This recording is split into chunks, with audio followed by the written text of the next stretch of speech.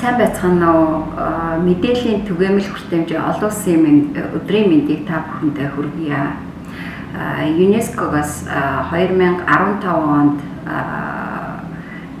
ерөнхий бахарлын чуулганаараа жил бүрийн 9-р сарын 28-ны өдрийг мэдээллийн түгээмэл хүртээмжийн өдөр болгож тэмдэглэж байхаар шийдвэрлсэн байгаа. Ийм учраас энэ өдрийг улс орон даяар 9-р сарын 28-ны өдөр тэмдэглэдэг. Энэ жил 5 дахь удаа тэмдэглэж байна. За энэ жилийн хувьд бид бүхний хувьд COVID-19 цар тахалтын хэцүү үед цахимаар ажиллаж ихэнх нь онцлогтойгоор тэмдэглэх болж байна. За мэдээллийн хүртээмжийн асуудал бол ялангуяа COVID-19 цар тахлын үед цахимаар ажиллаж байгаа үед бол амь насыг аврах, за тэгээд хүн бүхэнд итгэлийг бий болгох тийм боломжийг олгож байгаа учраас өнөөдөр тэмдэглэж буй мэдээллийн түгээмэл хүртээмжийн асуудал бол маш чухал сэдв болж байна.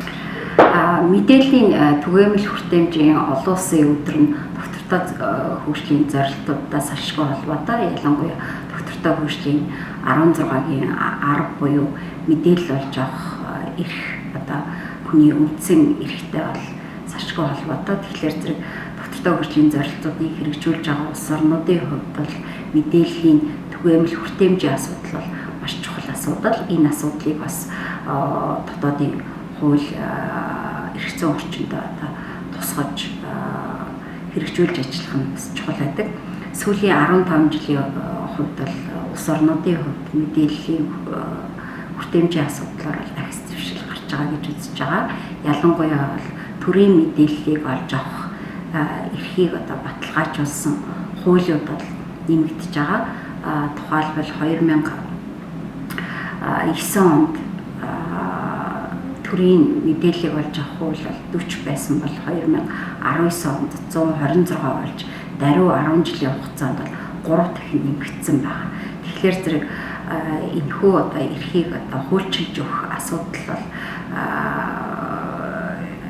ахис дэвшилтэй байгаа хэдий ч практик дээр хэрэгжүүлэх асуудал бас чухал хөндөгддөг асуудлын нэг байгаа юм. Манай улсын хувьд бол мэдээллийн ил тод байдал, мэдээлэл олж авах эрхийн тухай хуулийг бол 2011 онд баталсан. Энэ хуулийг хэрэгжүүлэлт явуулж байна. За сүүлийн 70 орны ийм төрлийн хуультай Монгол Улсын хуулийг харьцуулж үзэх юм бол чанарын хувьд бол 21-р байранд орж байгаа. Хэрэгжилтийн хувьд бол хангалтгүй байгааг сүүлийн үеийн байгууллагуудын хийж байгаа төв шинжилгээнээс харагдаж байгаа. Тэгэхээр зэрэг 2030 он хүртэл хэрэгжүүлэх доктортой хөгжлийн зорилтуудыг хангахаар ажиллаж байгаа улс орнуудын хувьд мэдээллийн түгээмэл хүртээмжийн асуудлыг хангах энэ төрлийнхаа хуулийн хэрэгжилтийг биелүүлэх нь зайлшгүй бид бүхний авч хэрэгжүүлэх ёстой арга хэмжээний нэг болж байгаа. Өнөөдөр бол мэдээлэл авах мэдэх хэрэг нь иргэн бүрийн үүрэг гэдгийг хүн бүхэн ухамсарлаж энэ хуулийн хэрэгжилтийг хангах чиглэл, ялангуяа хэрэгжилтийн механизмыг сайжруулах чиглэлээр ахис дэвшил гарна гэдэгт эргэлзэхгүй байна. Ингээд та бүхэндээ мэдээллийн түгээмэл хүртээмжийн олон улсын өдрийн мэндийг